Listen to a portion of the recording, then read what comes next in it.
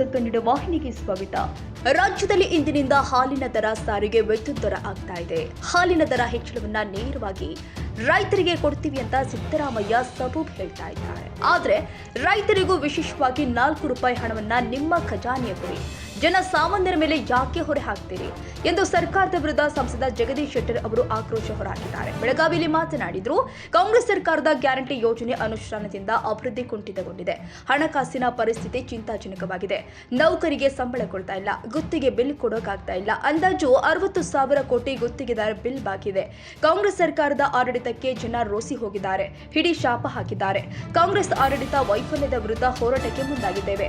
BJP ಪಕ್ಷದ ನೇತೃತ್ವದಲ್ಲಿ ಅಹೋರಾತ್ರಿ ಹೋರಾಟಕ್ಕೆ ಮುಂದಾಗಿದೆ. ಸಿದ್ದರಾಮಯ್ಯ ಆಡಳಿತ ಹಿಡಿತ ಕಳೆದುಕೊಂಡಿದ್ದಾರೆ. ರಾಜ್ಯದಲ್ಲಿ ಕಾನೂನು ಸುವ್ಯವಸ್ಥೆ ಹದಗೆಟ್ಟು ಹೋಗಿದೆ, ಅಭಿವೃದ್ಧಿ ಕೆಲಸವಾಗ್ತಾ ಇದೆ ಎಂದು ಕಾಂಗ್ರೆಸ್ ಶಾಸಕರು ಹೇಳ್ತಾ ಇದ್ದಾರೆ ಎಂದರು. ಇಲ್ಲಿ ಏನಂದ್ರೆ ಈ ಹನಿ ಟ್ರ್ಯಾಪ್ ನನಗೆ ಮಾಡಿದ್ದಾರೆ ಅನ್ನುವಂಥ ವಿಚಾರವನ್ನು ಅವರೇ ಮೊದಲು ಡಿಸ್ಕ್ಲೋಸ್ ಮಾಡಿದ್ರು. ನಾನು ಕಂಪ್ಲೇಂಟ್ ಕೊಡ್ತೀನಿ ಅಂದರು.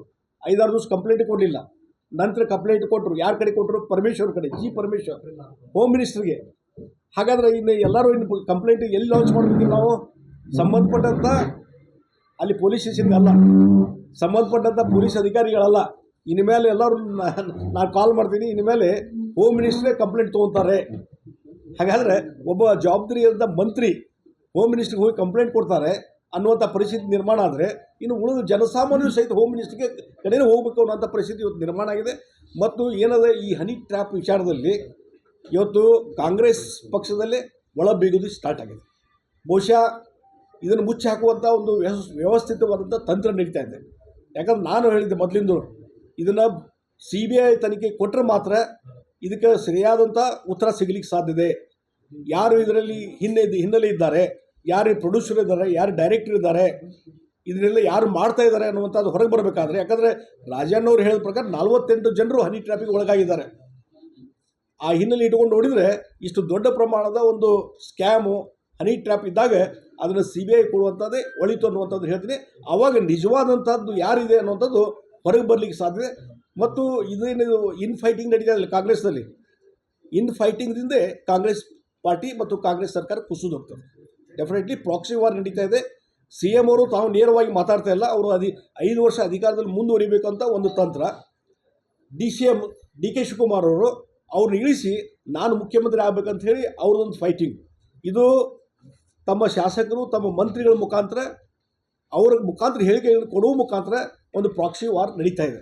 ಇದರದ್ದು ರಿಸಲ್ಟ್ ಏನಂದರೆ ಇನ್ ಫೈಟಿಂಗ್ನಿಂದ ಗೌರ್ಮೆಂಟು ಕೊಲ್ಯಾಪ್ಸ್ ಆಗ್ತದೆ. Any time this government may go. ಆ ರೀತಿ ಪರಿಸ್ಥಿತಿ ನಿರ್ಮಾಣ ಆಗಿದೆ. ಈಗ ದಿಲ್ಲಿಗೆ ಸಿದ್ದರಾಮಯ್ಯವರು ಹೋಗ್ತಾ ಇದ್ದಾರೆ, DCM ಹೋಗ್ತಾ ಇದ್ದಾರೆ, ಮಂತ್ರಿಗಳು ಹೋಗ್ತಾ ಇದ್ದಾರೆ. ಇದು ದಿನನಿತ್ಯ ಸುದ್ದಿ ಆಗ್ತಾ ಇದೆ. ಆ ಹಿನ್ನೆಲೆಯಲ್ಲಿ ಈ ಸರ್ಕಾರ ಒಂದು ಅಂತಿಮ ಕ್ಷಣಕ್ಕೆ ಬಂದಿದೆ ಅಂತ ನಾನು ಹೇಳ್ತೀನಿ. ಸರ್, ಈಗ ಇವರ ತಿಕ್ಕಾಟದ ನಡುವೆ ಜನಸಾಮಾನ್ಯರು ಸಾಯುವಂತ ಪರಿಸ್ಥಿತಿ ನಿರ್ಮಾಣ ಆಗ್ಬಿಟ್ಟಿದೆ ಸರ್ ರಾಜ್ಯದಲ್ಲಿ. ಅದನ್ನು ನಾವು ಈ ಒಂದೇ ವರ್ಷದಲ್ಲಿ 9 ರೂಪಾಯಿ ಏರಿಕೆ ಮಾಡ್ತಾರೆ ಅಂತಂದ್ರೆ ಬರೀ ಹಾಲು ಸಲುವಾಗಿ ಇಷ್ಟ ಆಯ್ತಂದ್ರೆ ಉಳಿದಿದ್ದು ಯಾವ ಪರಿಸ್ಥಿತಿ? ಅದು ಭಾಳಷ್ಟು ವರ್ಸ್ಟ್ ಆಗ್ತಾ ಇದೆ. ಇವತ್ತು ಈ ಗ್ಯಾರಂಟಿ ಯೋಜನೆ ಮುಖಾಂತರ ಇವತ್ತು ಆರ್ಥಿಕ ಸ್ಥಿತಿ ಭಾಳ ಹದಗೆಟ್ಟು ಹೋಗಿದೆ. ಅದಕ್ಕಾಗಿ ಈ ದರ ಏರಿಕೆ ಅನ್ನುವಂಥದ್ದು ಇವತ್ತು ಜನಸಾಮಾನ್ಯರ ಮೇಲೆ ಹೊರೆ ಆಗ್ತಾ ಇದ್ದಾರೆ. ಅದರಿಂದ ಜನ ಬೇಸತ್ತು ಹೋಗಿದ್ದಾರೆ, ರೋಸತ್ತು ಹೋಗಿದ್ದಾರೆ. ಒಂದು ಕಡೆ ಆಡಳಿತದಲ್ಲಿ ಕಂಟ್ರೋಲ್ ಇಲ್ಲ. ಈಗ ನೋಡಿ, ಒಂದು ಎಕ್ಸಾಂಪಲ್ ನಿಮ್ಗೆ ಕೊಡ್ತೀನಿ, ಯಾವ ರೀತಿ ಆಡಳಿತದಲ್ಲಿ ಕಂಟ್ರೋಲ್ ಇಲ್ಲ. ಅಧಿಕಾರಿಗಳು ಯಾವ ಮಂತ್ರಿಗಳ ಮಾತು, ಶಾಸಕರ ಮಾತು ಕೇಳ್ತಾ ಇಲ್ಲ ಅನ್ನೋದಕ್ಕೆ ಒಂದು ಉದಾಹರಣೆ ಅಂತಂದರೆ RV ದೇಶಪಾಂಡೆ ಅವರು ಉದಾಹರಣೆ. ಮೊನ್ನೆ ಅವ್ರ ಕ್ಷೇತ್ರ senior most leader RV Deshpande, ಭಾಳಷ್ಟು ವರ್ಷ ಮಿನಿಸ್ಟ್ರಾಗಿ ಕೆಲಸ ಮಾಡಿದಂಥವ್ರು. ಇವತ್ತು ಅವರ ಕ್ಷೇತ್ರ ಮೊನ್ನೆ ಒಂದು ಕ್ಷೇತ್ರದ ಒಂದು ವಿಲೇಜ್ಗೆ ಹೋದಾಗ ಅಥವಾ ಒಂದು ಸಭೆ ತೆಗೆದುಕೊಂಡಾಗ ಅಲ್ಲಿ ತಹಶೀಲ್ದಾರ್ ಅವ್ರ ಮಾತು ಕೇಳಕ್ಕೆ ತಯಾರಿಲ್ಲ. ಒಬ್ಬ ಪಿ ಡಿ ಒ ಅವ್ರ ಮಾತು ಕೇಳಕ್ಕೆ ತಯಾರಿಲ್ಲ. ಒಂದು ಜಸ್ಟ್ ಒಬ್ಬ ಮಹಿಳೆ ಬಂದು ನಮ್ಮ ಮನೆ ಬಿದ್ದು ಹೋಗಿದೆ ನೆರೆ ಹಾವಳಿಗೆ, ಅದಕ್ಕೊಂದು ಪರಿಹಾರ ಧನ ಕೊಡ್ರಿ ಅಂಥೇಳಿ ನಾನು ಅಡ್ಡಾಡ್ತಾ ಇದ್ದೇನೆ ತಹಶೀಲ್ದಾರ್ ಕಚೇರಿಗೆ, PDO ಕಡೆ, ನನಗೆ 1 ಪೈಸಾ ಸಿಕ್ಕಿಲ್ಲ ಅಂಥೇಳಿ. ಅದಕ್ಕೆ ಉತ್ತರ ಸರಿಯಾಗಿ ಕೊಡದೇ ಇದ್ದಕ್ಕೆ ಅವ್ನು ಸಸ್ಪೆಂಡ್ ಮಾಡಿರಿ, ಇಲ್ಲಿಂದ ಟ್ರಾನ್ಸ್ಫರ್ ಮಾಡಿರಿ ಅಂಥೇಳಿ ಲೀವ್ ಮೇಲೆ ಕಳಿಸುವಂಥ ಕೆಲಸ ಇವತ್ತು RV ದೇಶಪಾಂಡೆ, ಒಬ್ಬ ಸೀನಿಯರ್ ಮೋಸ್ಟ್ ಲೀಡರ್, ಜಸ್ಟ್ ಈಗ MLA ಇದ್ದಾರೆ, ಅವ್ರ ಮಾತೇ ಇವತ್ತು ನಡೆಯೋದಿಲ್ಲ ಅಂತಂದರೆ ಸರ್ಕಾರದ ಆಡಳಿತ ವ್ಯವಸ್ಥೆ ಎಷ್ಟು ಕುಸಿದು ಹೋಗಿದೆ ಇದರ ಮೇಲೆ ನೀವು ಅರ್ಥ ಮಾಡ್ತೀರಿ. ಹೀಗಾಗಿ ಜನಸಾಮಾನ್ಯರು ಬೇಸತ್ತು ಹೋಗಿದ್ದಾರೆ. ಕರಪ್ಷನ್ತು ರ್ಯಾಂಪಟ್ ಆಗಿದೆ. ಸಿಕ್ಕಾಪಟ್ಟೆ ಕರಪ್ಷನ್. ಇವತ್ತು ಪ್ರತಿಯೊಂದು ಇದಕ್ಕೂ ಯಾವುದೇ ಇದಕ್ಕೆ ನೀವು ಡಿಪಾರ್ಟ್ಮೆಂಟ್ಗೆ ಹೋಗ್ರಿ, ಹಣ ಇಲ್ಲದೇ ಯಾವುದೇ ಒಂದು ಸರ್ಟಿಫಿಕೇಟ್ ಸಿಗೋದಿಲ್ಲ. ಇವತ್ತು ಈಗ ಇನ್ನೊಂದು ಉದಾಹರಣೆ ಕೊಡ್ತೀನಿ ನಿಮಗೆ. ಈಗ ಹೊಸದಾಗಿ ಚಲೋ ಆಗಿದೆ ಇರೋದು ಸ್ವತ್ತು ಅಂತೇಳಿ, ಈ ಸ್ವತ್ತು ಅಂತೇಳಿ ಈ ಸ್ವತ್ತು ನಡೆಯೋದಿಲ್ಲ, ಇದ್ರಾಗ ಯಾರು ರೊಕ್ಕ ಕೊಡ್ತಾರಲ್ಲ ಅವ್ರಿಗೆ ತಕ್ಷಣ ಈ ಸ್ವತ್ತು ಸಿಗ್ತದೆ. ನೀವು ಯಾರಿಗೆ ಹಣ ಕೊಡೋದಿಲ್ಲಲ್ಲ ಅವ್ರಿಗೆ ಆ ಡಾಕ್ಯುಮೆಂಟ್ ತೊಗೊಂಬರ್ರಿ, ಈ ಡಾಕ್ಯುಮೆಂಟ್ ತೊಗೊಂಬರ್ರಿ ಅಂತೇಳಿ 6 ತಿಂಗಳ 1 ವರ್ಷ ಅಡ್ಯಾಡ್ಸ್ತಾರೆ. ಅಂಥ ಸಫರಾದಂಥವ್ರು ಇದ್ದಾರೆ. ಹಣ ಕೊಟ್ಟು ಒಂದು ದಿವಸದಲ್ಲಿ ಈ ಸ್ವತ್ತದ್ದು ಸರ್ಟಿಫಿಕೇಟ್ ತೊಗೊಂಬಂದಂಥವ್ರು ಇದ್ದಾರೆ. ನನ್ನ ಅನುಭವಕ್ಕೆ ಬಂದಿದೆ. ಅಂದರೆ ಈ ರೀತಿ ರ್ಯಾಂಪರ್ಟ್ ಕರಪ್ಷನ್ ನಡೆದ ಈ ಸರ್ಕಾರದಲ್ಲಿ ಭ್ರಷ್ಟಾಚಾರ ಮಿತಿ ಮೀರ್ತಾ ಇದೆ. ಅದರಿಂದ ಜನ ರೋಸಕ್ಕೆ ಹೋಗಿದ್ದಾರೆ. ಅದಕ್ಕಾಗಿ ಭಾರತೀಯ ಜನತಾ ಪಾರ್ಟಿ ಹೋರಾಟದ ಹಾನಿ ಅಂತ ಹೇಳಿದ್ರು. ಯಾವ ರೀತಿ ಹೋರಾಟಗಳು ಶುರು ಆಗ್ತದೆ ಸರ್? ಈಗ ಅವರು ಎಲ್ಲ ಡೀಟೇಲ್ಸನ್ನು ನಮ್ಮ ಸುಭಾಷ್ ಪಾಟೀಲ್ ಹೇಳ್ತಾರೆ.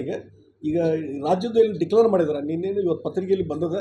ಅಹೋರಾತ್ರಿ ಧರಣಿ ಸತ್ಯಾಗ್ರಹ, ಆಮೇಲೆ ನಿರಂತರವಾದಂಥ ಹೋರಾಟ, ಮೆರವಣಿಗೆ, ಇದ್ರ ಮುಖಾಂತರ ಜನಜಾಗೃತಿ ಮಾಡುವಂಥ ಕೆಲಸ ಭಾರತೀಯ ಜನತಾ ಪಾರ್ಟಿ ಮಾಡ್ತಾರೆ.